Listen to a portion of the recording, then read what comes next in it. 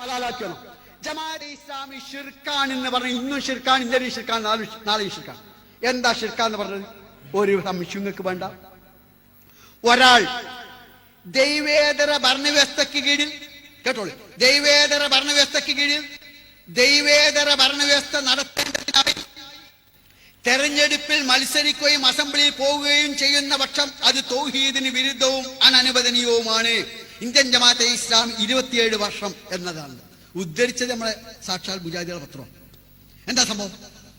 അനിസ്ലാമിക വ്യവസ്ഥ, അല്ലെങ്കിൽ ദൈവേതര വ്യവസ്ഥ, അല്ലെങ്കിൽ ജാഹിലിയ വ്യവസ്ഥ, അല്ലെങ്കിൽ താവൂത്ത് വ്യവസ്ഥ, എന്ത് വന്നാലും വേണ്ട, അള്ളാഹുവിന്റെ വ്യവസ്ഥ അല്ലാത്ത വ്യവസ്ഥ, ആ വ്യവസ്ഥ സ്ഥാപിക്കാനോ നിലനിർത്താനോ ഉദ്ദേശിച്ചോ ലക്ഷ്യം വെച്ചോ ഇലക്ഷനിൽ പങ്കെടുക്കുന്നതും വോട്ട് രേഖപ്പെടുത്തുന്നതും ഷിർക്കാണ്, തൗഹീദിനെതിരാണ്, അനിസ്ലാമികമാണ്.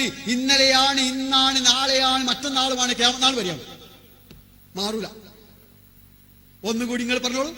അനിസ്ലാമിക വ്യവസ്ഥ, അല്ലെങ്കിൽ ദൈവേതര വ്യവസ്ഥ, അല്ലെങ്കിൽ ജാഹിലിയ വ്യവസ്ഥ സ്ഥാപിക്കാനോ നിലനിർത്താനോ ഉദ്ദേശിച്ചോ ലക്ഷ്യം വെച്ചോ ഇലക്ഷനിൽ പങ്കെടുക്കുന്നതും വോട്ട് രേഖപ്പെടുത്തുന്നതും തൗഹീദിനെതിരാണ്, അനനുവദനീയമാണ്, നിഷിദ്ധമാണ്, പാടില്ലാത്ത